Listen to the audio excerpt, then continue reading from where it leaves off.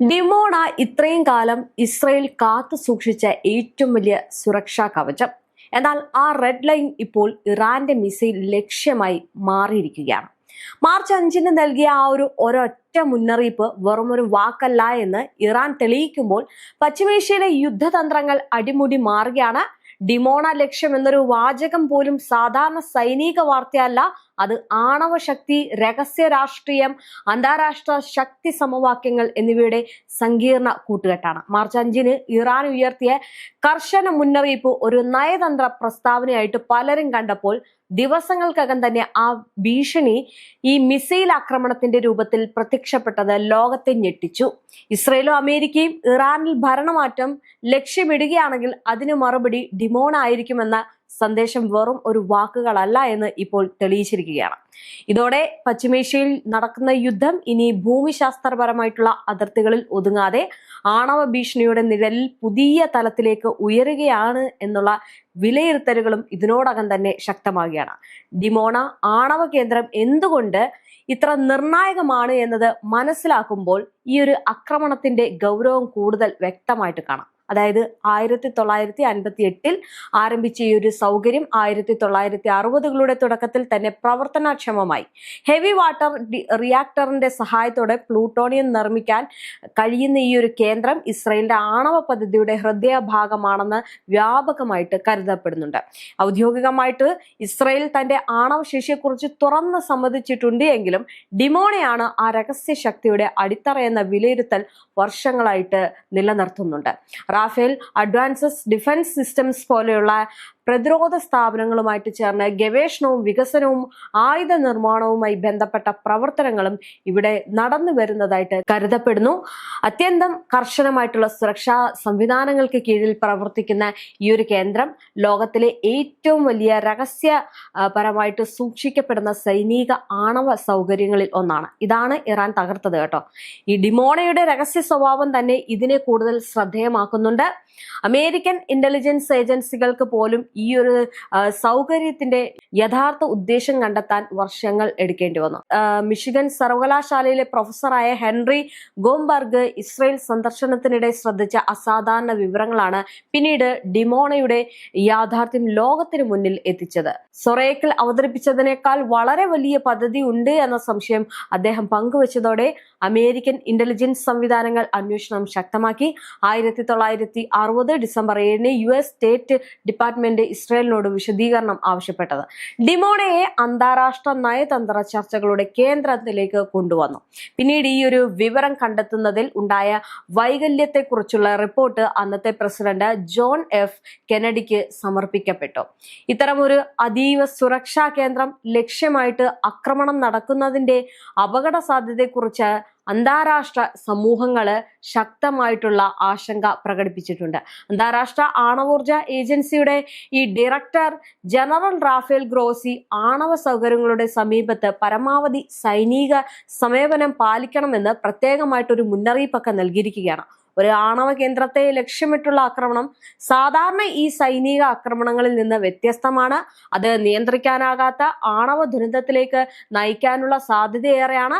അത്തരമൊരു ദുരന്തം സംഭവിച്ചു കഴിഞ്ഞാൽ ഒരുപക്ഷെ അത് രാജ്യത്തിന്റെ പരിധിയിൽ മാത്രം ഒതുങ്ങാതെ അയൽ രാജ്യങ്ങളിലേക്ക് വ്യാപിക്കും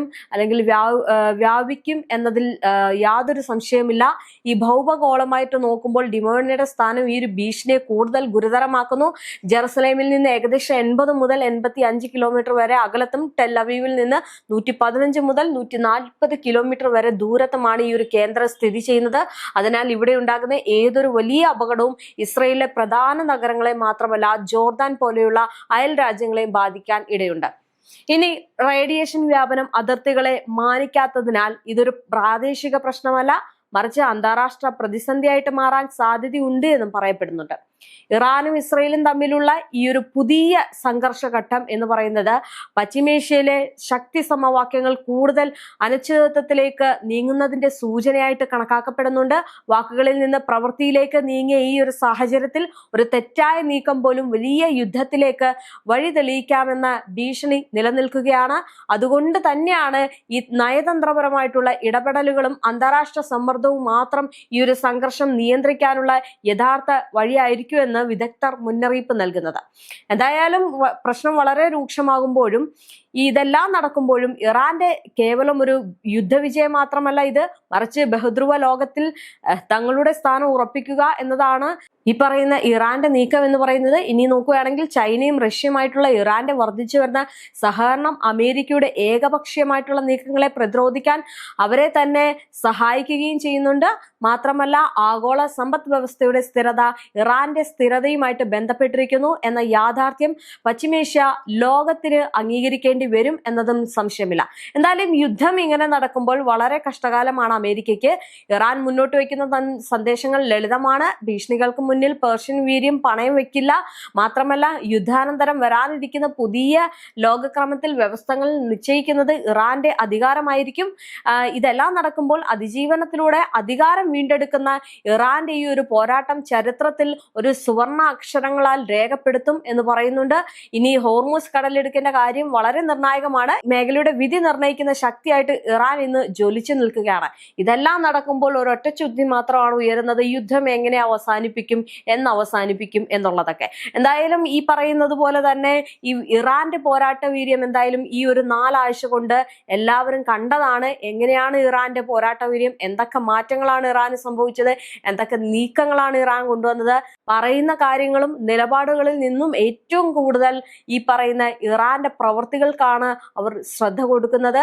മാത്രമല്ല ഈ നിർണായകമായിട്ടുള്ള നീക്കങ്ങളിൽ ലോകം മൊത്തം പ്രതിസന്ധിയിലാകുന്നതിന്റെ കാരണം ഇറാൻ അല്ല, മറിച്ച് ഈ പറയുന്ന അമേരിക്കയും ഇസ്രയേലുമാണ്. ഒരാവശ്യവുമില്ലാതെ ഇസ്രയേൽ അനുമതി നൽകുന്നു.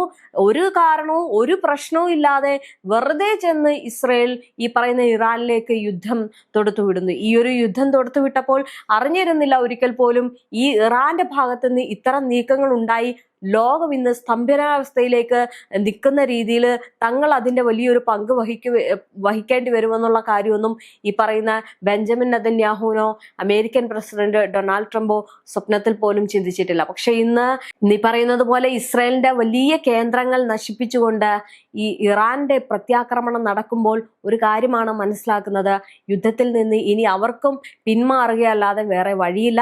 നേരത്തെ പറഞ്ഞതുപോലെ തന്നെ അമേരിക്കൻ പ്രസിഡന്റ് ഡൊണാൾഡ് ട്രംപിന് യുദ്ധം അവസാനിപ്പിക്കണം എന്നുള്ള ആഗ്രഹമാണുള്ളത്. അതേ ആഗ്രഹത്തിലേക്ക് ഈ പറയുന്ന ഇസ്രായേൽ പ്രധാനമന്ത്രി ബെഞ്ചമിൻ നെതന്യാഹു നീങ്ങുകയാണ്.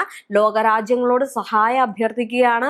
മാത്രമല്ല ഇതൊരു ഭീഷണിയാവും. മറ്റുള്ള UAE പോലുള്ള രാജ്യങ്ങൾക്ക് അത് വളരെ ഒരു ഭീഷണിയായിട്ട് മാറുമെന്നുള്ള മുന്നറിയിപ്പൊക്കെ ബെഞ്ചമിൻ നെതന്യാഹു നൽകുകയാണ്. മാത്രമല്ല നിങ്ങൾ ഇപ്പോൾ ഞങ്ങളോടൊപ്പം നിൽക്കണം, ഞങ്ങളെ സഹായിക്കണം എന്നുള്ള ഒരു മുറവിളിയിലൂടെയാണ് ഇപ്പോൾ ഇസ്രയേലും കടന്നുപോയിക്കൊണ്ടിരിക്കുന്നത്. എന്തായാലും ഇറാന്റെ കരുത്ത് എന്ന് പറയുന്നത് അത് നമ്മൾ കണ്ടു കഴിഞ്ഞതാണ്. ഇറാനെ സംബന്ധിച്ചിടത്തോളം ഈ യുദ്ധം ഏത് തരത്തിലും എങ്ങനെ വേണമെങ്കിലും അവസാനിപ്പിക്കാനുള്ള അവരുടെ നീക്കങ്ങളുണ്ട്. പക്ഷേ അതിനെല്ലാം ഉപരി അവർ വെക്കുന്ന ഉപാധികളെ അംഗീകരിക്കുക എന്നതാണ്. എന്തായാലും ഇറാൻ ഉപാധികളെ അംഗീകരിച്ചല്ലാതെ വേറൊരു പോംവഴി അമേരിക്കയ്ക്കും ഇസ്രയേലിനും ഇല്ല. അങ്ങനെ ഈ ഉപാധികൾ അംഗീകരിച്ചില്ല വേറൊരു യുദ്ധത്തിലേക്ക് പോവുകയാണെങ്കിൽ ലോകം മൊത്തത്തിൽ സ്തംഭിക്കുന്ന രീതിയിലേക്കൊക്കെ കാര്യങ്ങൾ മാറും. എന്തായാലും ഇറാനെ സംബന്ധിച്ചിടത്തോളം എന്തിനും തയ്യാർ എന്നുള്ള രീതിയിൽ തന്നെയാണ് പോകുന്നത്. ഓരോ ദിവസം കഴിയുന്തോറും പുതിയ പുതിയ ഘട്ടത്തിലേക്ക് യുദ്ധം തൊടുത്തുവിടുകയാണ് ഇറാൻ. പ്രത്യാക്രമണം എന്ന് പറയുന്നത് അതികഠിനമായിട്ട് തുടരുകയാണ്. ഇറാന്റെ നിലപാട് പോലെ തന്നെ പ്രവൃത്തിയിലും അതികഠിനമായിട്ടുള്ള ആക്രമണങ്ങൾ നടത്തുകയാണ്.